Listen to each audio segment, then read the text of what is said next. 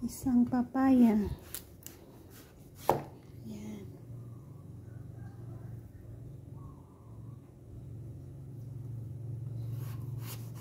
Sahog natin yan sa ating tinola.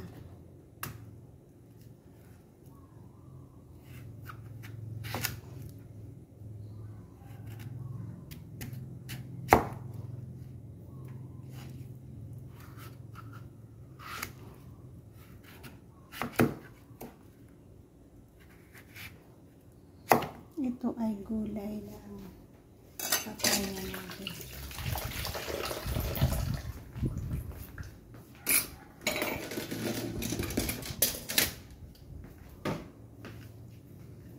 Balatan.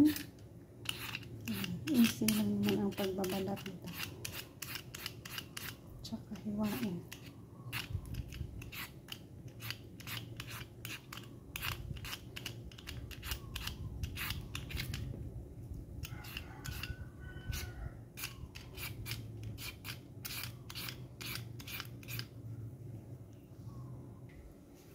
Maliliit lang na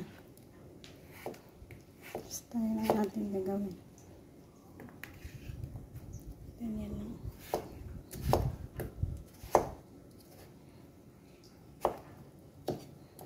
Para isang subo lang. 1 bite size.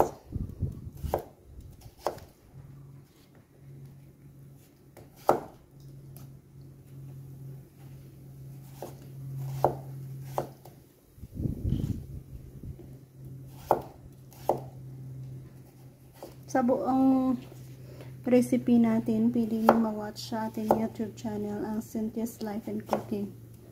Sahugan natin yan ang puso ng saging, bagungon, at saluyot. Yan.